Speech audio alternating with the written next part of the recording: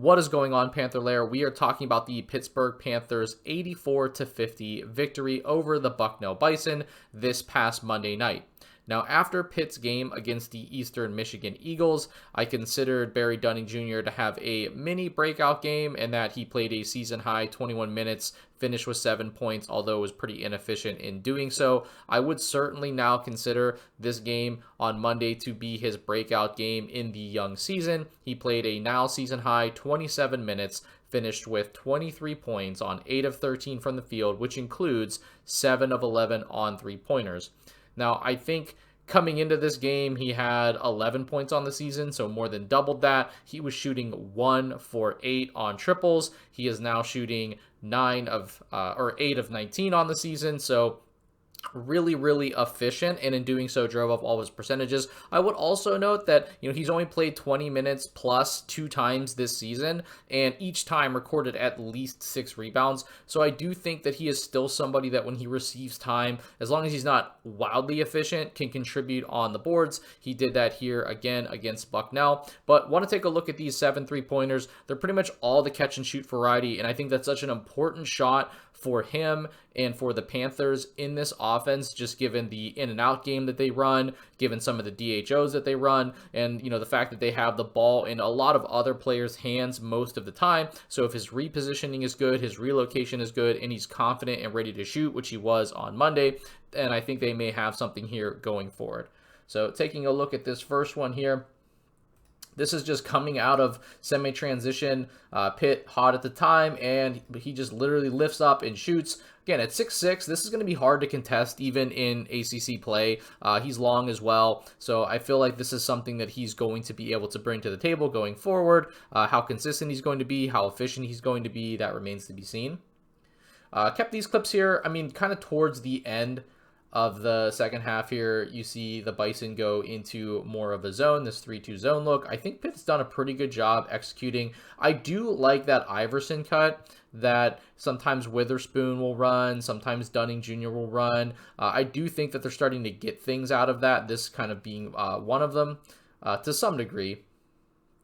Again, I do like the overload here. It's really forcing Bucknell to communicate a lot on what Pitt's doing in the rotation and ball movement. Really like rotating into a spot here. Again, inside ball screens. Really like those against the top of the zone. Here we go, some in and out. Suolipa clears out. This is just really good player movement and relatively good ball movement against the zone. Yes, it's contested. I think it's actually an encouraging thing that Dunning Jr. hit so many of these that were contested. Obviously, you want guys to shoot a very high clip when they are wide open, but they're going to have to make contested shots. They're just not a team that's going to be able to generate that many open looks, so I do think that's encouraging that every one of these 3-pointers was contested. Moving on here, inside ball screen against this zone. Again, continue to like that. Raises up. Confidence. Conti finishes with 5 assists in this game, 4 R3s for Dunning Jr. I think that's kind of funny. Confidence to just go right back off an offensive rebound. Sometimes, as you know, that's the best time to shoot them. Makes the second. Here, this is their zoom action to some degree. Semi-early shot clock-ish for Pitt. I do like when both the bigs, when they're on the floor, that one of the bigs initiates the first down screen. I think that Pitt tends to get a little bit more out of those. Not quite that same look, though, as he peels off early. But again, am a fan of that action when 2 bigs are on the floor. Not a fan of the fact that there's 17 seconds on the shot clock, and Minor is again standing pretty much at half court. I think the Panthers have to do a better job of getting stuff out of their early actions. Talked about that before.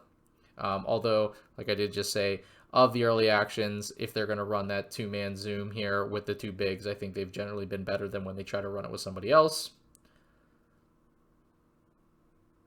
And again, just a simple, just going to take this contested shot.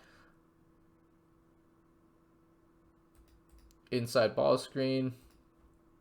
So I do like this. I might back this up for a second here if we play this. So, we're very used to these high ball screens. To go to the ball here.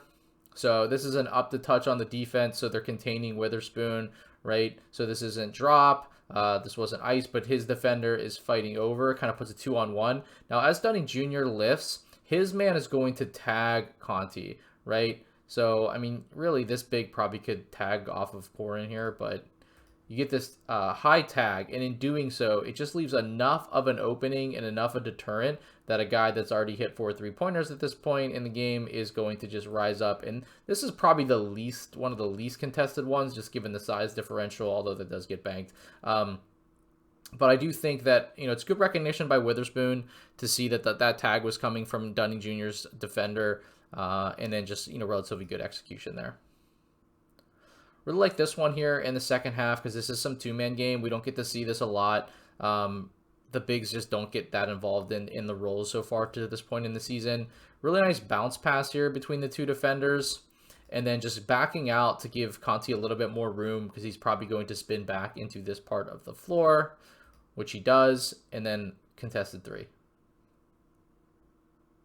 And then this last one, again, this is, another Conti assist, but this is just simply Pitt running their offense. While these somewhat are boring and the screen's not great there, so this ends up also being a contested shot, I think the point remains is the Panthers don't do enough to generate really great looks off of on-ball or off-ball screens. So you're going to have to make contested shots in this offense.